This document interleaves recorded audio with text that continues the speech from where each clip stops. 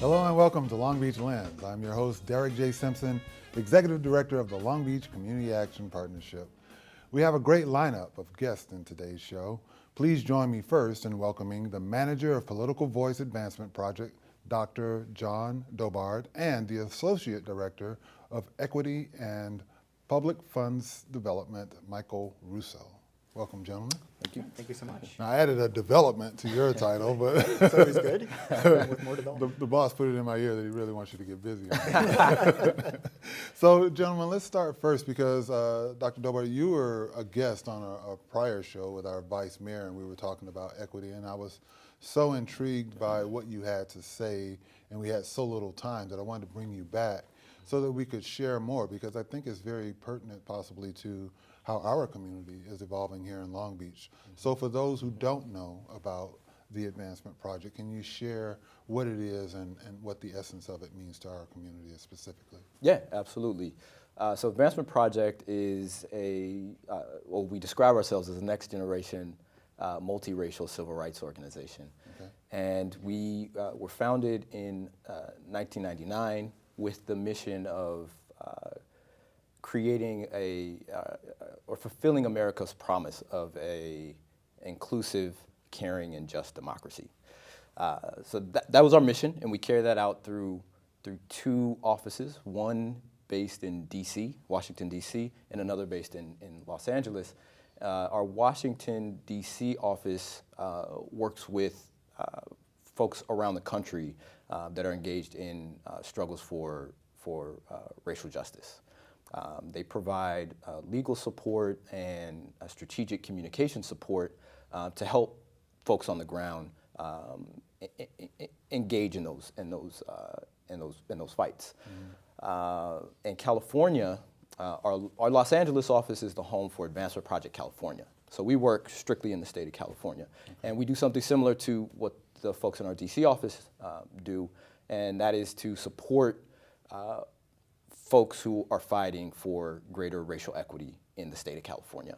That often means supporting community organizations, but it can also mean partnering with government officials that are trying to create more opportunities for folks of color, particularly those in low-income communities, to have greater opportunities for health, greater opportunities for education, greater opportunities to receive the public funds that they need for their communities, and greater political empowerment. So those are the four areas that we tend to focus on or that we focus on in the California office. And the work that we really do is about supporting those folks that are trying to create opportunities in those areas. And we support them through providing policy analysis, research, budget analysis. At times we're a convener. We'll bring people to the table who otherwise might not be at the same table, that kind of thing. But it's all in the interest of creating a more racially equitable California and again, a more caring, just and inclusive democracy. Now, Mike, where does your role fit as the Associate Director of Equity and Public Funds? Sure. So the work that I do is really about how you get from point A to point B in terms of increasing equity. At the end of the day, if you're trying to increase opportunities around education, around health, around youth development, open space, environmental justice, you're going to need to spend some money 9 times out of 10, 99 times out of 100. And I think most community advocates, or even many government leaders who've been in the position of identifying a community need and saying, hey, we really need this will help folks flourish, have been told, sorry, there's just no money for that. There's no way of getting the resources for that. So the work that I do is really about how to have that conversation and get beyond that immediate no, which too often folks experience.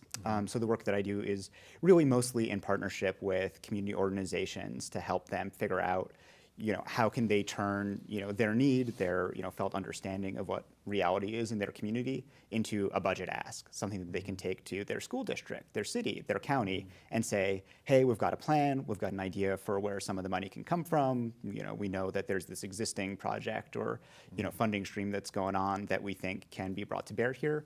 And by the way, here's the case for why this is gonna, ultimately pay for itself or have much greater benefits. or otherwise, kind of help create the political will around it too. So it's really about supporting, again, any of the stuff that John was just talking about, but really trying to do that systems change piece of getting, the money flowing to where the need is, because that's absolutely critical, I think, to dealing with the inequities. Are there examples, if we were to stay on that subject, where you could say this is how, from start to finish, a success story maybe that we could relate to? Sure. So I think one of the examples that's local here is the participatory budgeting process that a couple of your council districts have been running. So there's been a lot of folks involved with that, but we have played a role supporting that by doing like some asset mapping. So working with community members to hear from them how they feel about their community, where the needs exist, what assets exist as well, to help bring folks together over an understanding of what needs to be done and where the need actually exists, and then supporting folks coming up with proposals, coming up with cost estimates, so that they can ultimately vote and then bring the money to that thing that the community has come together and said, hey, we need a renovated restroom in a park. Even something as fundamental and as small bore as that, making that publicly accountable and making the resources move to what the community is saying, I think is really profound, and that's something that's been playing out right in the backyard here in Long Beach. This is very empowering, I would imagine, Dr. Dobard, for people in the community. I mean, sometimes you walk around your community and some people I know, because we talk in cases, are just frustrated. They see the need, but they don't know how to go about getting it addressed. And you've come up with a way to engage them in a very strategic and meaningful way with this project. Yeah, well, we support the organizations that do that engagement. Right. So we work very closely with organizations that are doing community organizing and bringing community residents together and mobilizing those residents. But we also work with organizations that are doing direct services. So it's somewhat of a mix, but we try to support those organizations as best we can, and again, that's usually with some policy analysis or research, or, as I said, convening support, bringing folks to the table.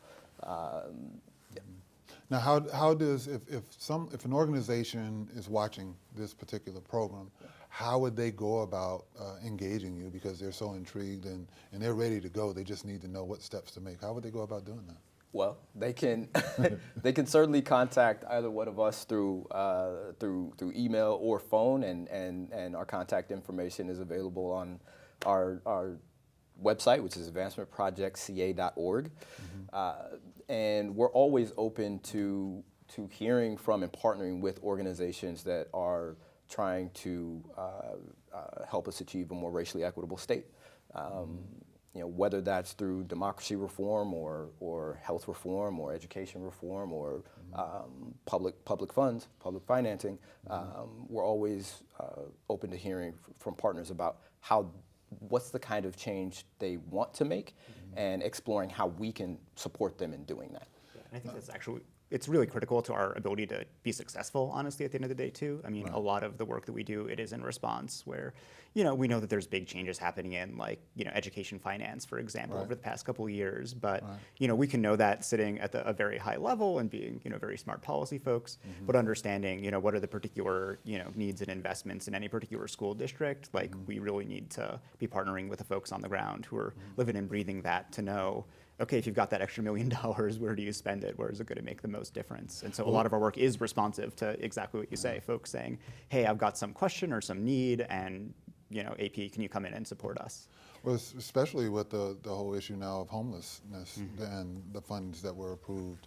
I would imagine there's going to be many communities trying to figure out how they can get involved in addressing issues like that, and the whole political climate today being so divisive in some ways. I would imagine there's also opportunities there. So lots of work for you to do here. Yeah, absolutely. There's a lot of work.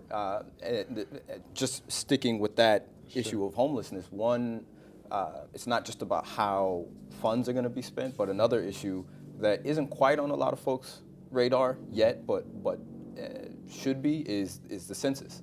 So we need to make sure that homeless populations are being counted, because that ultimately determines a lot of the federal funding that communities will receive to help support those populations. And there's a lot that folks could be doing actually now, even though the census isn't until 2020. There are things that are being done now to prepare for an accurate census count and to ensure that communities are getting the resources that they need. Okay. We only have a few minutes left. There's so much I want to ask and so little time. But in this little time that we have left, gentlemen, let's start with you, Dr. Dobard. What thought do you want to leave with those who are watching about the work that you do and how they might get engaged? One thing is that we're working to create a California where our state and local governments are more participatory and more representative. And by that, I mean, the work that Political Voice does is focus on democracy reforms that can create better institutionalized opportunities for people to participate in decision making. So that could be how do we get more people involved in the budget process, right, to make sure that community voices are heard in that process and that a budget reflects what the community actually asks for. Most important. Right. So there's that, but there's also ensuring on the when it comes to representation that governing bodies, whether it's your city council, school board, whatever, that those folks actually reflect the diverse interests of the communities that they serve. And that's the work that Political Voice is trying to do. Michael, 30 seconds, elevator pitch.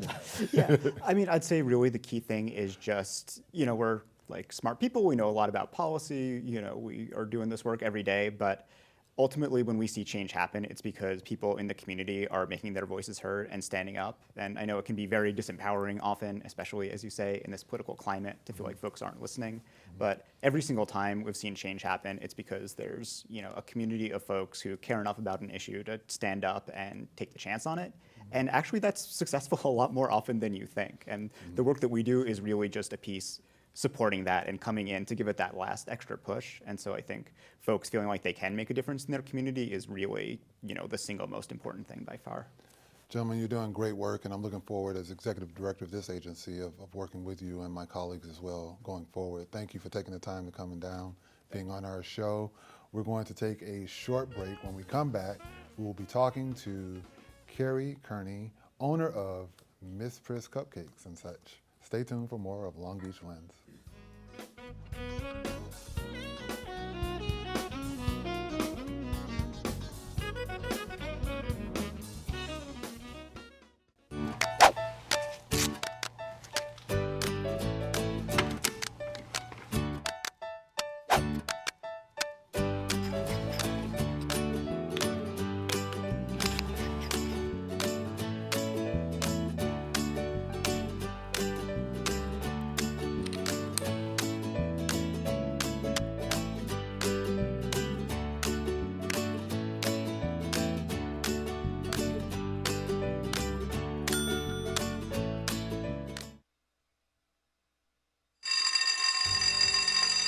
Each year, 7.5 million students nationwide miss nearly a month of school due to excused and unexcused absences.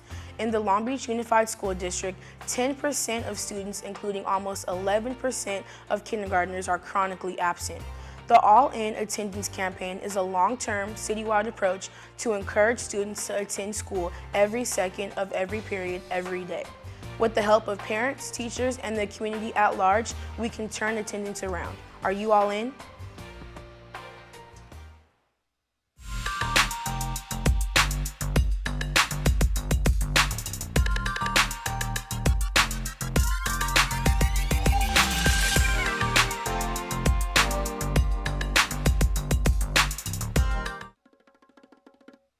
Hey, I'm going to give you a few study tips if you are one of those people who find it hard to study.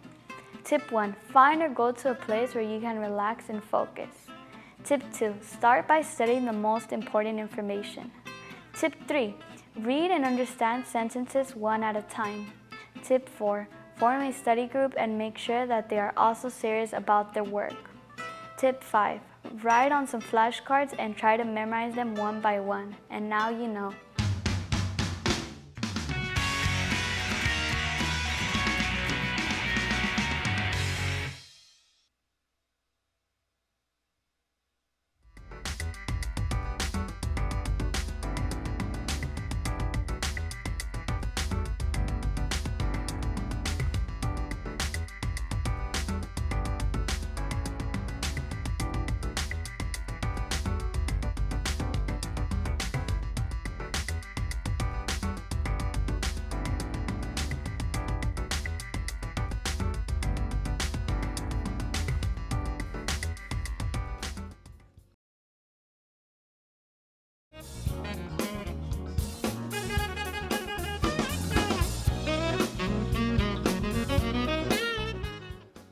Welcome back to Long Beach Lens. I'm Derek J. Simpson, and I'm joined here with the owner of Miss Priss Cupcakes and Such, Karie Kearney. Welcome, Karie. How are you? Thank you. It's an honor to be here. Hey, it's my honor to be sitting next to these scrumptious-looking cupcakes here.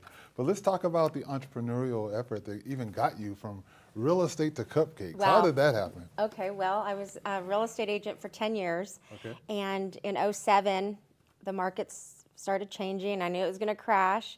And so I started freaking out, thinking, how am I going to pay my mortgage? So I happened to do a friend's birthday party with cupcakes. And it was mainly adults, and they said, who made these cupcakes? And so somebody pointed at me, and he said, you have to make these. People will buy them. And I said, really, you think so? And he said, yeah. So that's all everybody talked about. So I went home, thought about it for a few days, and just did it. Now, I had you on the show because when I thought about cupcakes, I mean, that's something that even my 8-year-old granddaughter does. And as an agency, we're all about empowerment. Even our guests prior to you, we're talking about empowerment from a community perspective. Yeah. But this is an entrepreneurial venture where you saw an opportunity, you did your best at it, and all of a sudden it's just taken off. What words of encouragement would you have, with all that said, to other aspiring entrepreneurs or talented people to go from just that idea to the reality that you've created Well, here? first of all, it can happen. If you have a passion for anything and you see it through, there's going to be hard times. There's times that this business has taken me down on my knees. You know, am I going to make it? Am I going to get through it? And I just put more work and effort into it, and I made it through. So that's the main thing, is just have to forge through no matter what. Now, talking about taking it to your knees, because being involved in business entrepreneurialism before this particular role in my life, I know that many businesses fail in the first 5 years. What lessons have you learned that you would pass on to say, this is what you need to be ready for? Oh, wow. So many, yeah. So many, but I think the first and foremost is you have to love what you're doing, and everybody else will see that and they will want to support you. But you have to have a good foundation. You have to have bookkeeping. You have to have these certain things. It just doesn't happen on its own. And I'm not the best bookkeeper in the world, so I have somebody do it for me. But in the beginning, it was just willy-nilly, and that was a big lesson learned. And I hear you saying in that, when I hear something like that, it's have a good team around you. You have to have a good team. Know what you do best and play to that, but build that team around you. Yeah, and finding talent and people that you can trust that takes pride in their work. Because I have found that a lot of people don't have good work ethic anymore. Yeah. They don't. They're not loyal, and they, don't show up. But there are good ones too. Yeah, I often say that everybody wants to get paid, but they don't want to work. So Yes. There's that dilemma. Yes. So let's get back to the stars of the show here. So what makes your cupcakes so special? What do you think it is that just makes people really rave about them the way they do? Oh, because I add that special love to them. Okay. No, I think it's my frosting, actually. Okay. It's a cream cheese buttercream concoction that I came up with in my kitchen. Okay. And I was just on a roll one day. I wrote down the flavors that I wanted to make. So I just started whipping things up, and it was like bam, bam, bam, bam. I got the flavor right on every one. So I just kept it. Okay. So what are some of those flavors that one might, now I know Andrea, I'm not going to mention her name though, loves the champagne cupcakes. Yes, But the what pink are some of the champagne is other? very Okay. popular. Well, we have our Tipsy cupcake line, Tipsy. which are alcohol-infused cupcakes. So we have Okay. like Guinness, Jack and Coke, champagne. Wait. Jack and Coke cupcakes? Jack and Coke cupcakes, they're really popular. okay. Wine with pears, but our number one seller is peanut butter and jelly. Okay. And we use a Back lot to of the fresh. basics. Yeah, we use a lot of fresh fruit. A lot of goodness. Now, is that Jack and Coke on here? No, just the pink champagne. So what would this one be called? That one's orange, just plain old orange. Just plain old orange. And I Yes. see a little slice of orange on the Yes. top here. Yes. Right? And so is that a part of the element too, that you actually It is. take some of the characteristics of whatever it is? Yes. Okay. That one has fresh orange zest and juice in it. Yeah, Interesting. so it's really fresh, and it's on a white base cake. And these are low calorie. Oh yeah, there's no calories, sugar, there's no gluten, yeah, there's just no nothing all in of them. that. Now, speaking of gluten, I have a very good friend that she's gluten intolerant. Do you ever have We do. products for people who are gluten free? We do. Yeah. Wow. Now, do you find that being more of a trend now? That I mean, not a trend because it's something that people are becoming more aware of. It's huge. Really? Yeah, I mean, I could have a whole other side business just with gluten-free. And the sugar-free one, I'm not too good at. That's kind of an oxymoron, right? Sugar-free cupcake? I mean, Yeah, that's like saying defeats the Krispy purpose. Kreme is sugar-free. It's not going to happen. Yes, yes. Okay. But yeah, I do gluten-free for sure. And for her, it's like serious allergy. I mean, she gets violently sick. So is that a process that you have to be very mindful of, I would imagine, as well? Oh, absolutely. It's just the same thing with people with serious peanut allergies. We have to make sure that because you have peanut butter our and jelly. bags are separate, that they don't touch each other. Because people come in with serious allergies. They don't even want the cupcake sitting next to another cupcake that has peanut butter. Right. And I said, well, maybe you shouldn't buy the cupcakes. That's scary to me. It You know, has to be, because that's if the a allergy liability. is that serious, just But for the basics, though, I mean, such as gluten-free, since we're talking about Mm-hmm. that, that's not something that someone would have to be concerned about. Now, what about, are there other unique, I guess, desires that you have to cater to, whether it be an allergy that you have to be concerned with, or a particular presentation that people want with their cupcakes, or what are some of the challenges that you face in that regard? oh my goodness, there's so many. No, it's not that bad. But I would say that mainly it's the peanut. You know, people either want gluten or not, and a lot of diabetics, you know, they want the sugar-free, and I really don't have that right now, so I kind of refer it. But those are basically it. As far as everything else, as far as decorating and things like that, I do try to do exactly what somebody wants. Now, you were talking about staff earlier. Do you ever have internship opportunities for aspiring bakers or I just anything took I like just that? took one in. Really? Yeah, she called me out of the blue, went to Okay. culinary school in Texas, and she interned for me. I fell in love with her, and she's mine now. She's not allowed to leave. Ah, And okay. yeah, so she's 18 years old, and I'm teaching her everything. I want to teach all my girls Right, every aspect of the business, right. and to teach them work ethic and help them achieve their goals and their dreams. That's great. That's admirable for you. You talk about taking pride in supporting the community. Mm-hmm. What does that mean to you when you say that? I think that comes from being a small child. I think it comes Fourth from generation Long Beach. fourth generation Long Beach. Yeah, we were talking about Woo-hoo! that. Yeah.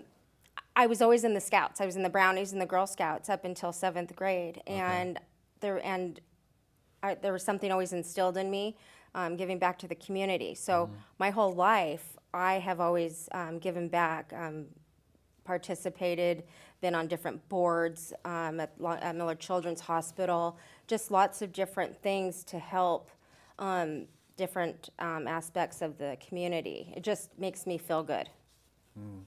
Now, I read also that you talk about the ultimate cupcake experience. What is the ultimate cupcake experience? You're looking at it.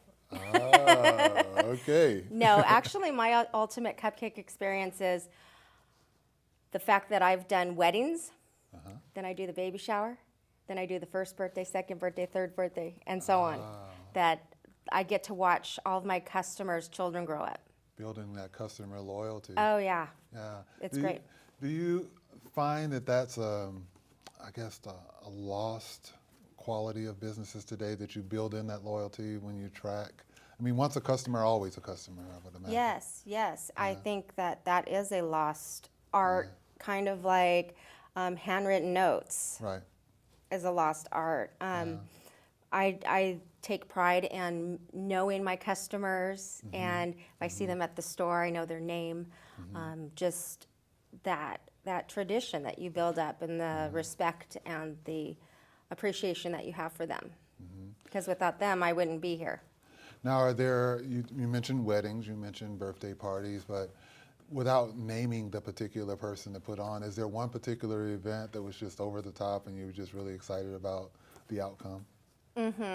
Well, it wasn't actually a wedding, but Okay. it was an event for a Hollywood movie or a TV show. We Okay. were doing cupcakes for the Secretary of the Navy, and a bunch of people were there, and the Secretary was there, and it was just really thrilling to meet him and have all my cupcakes on the table. Right, And right. it was just exciting. Well, your excitement is very obvious. What's the last thought that you would like to leave those who are watching when you think Miss Pritt's Cupcakes and such? What do you want people to have as a vision or a memory of your business and the way they've interacted with you? That every time that they come into the shop or they have our product at a party or whatever, that it makes them happy and it puts a smile on their face. Yes, yes.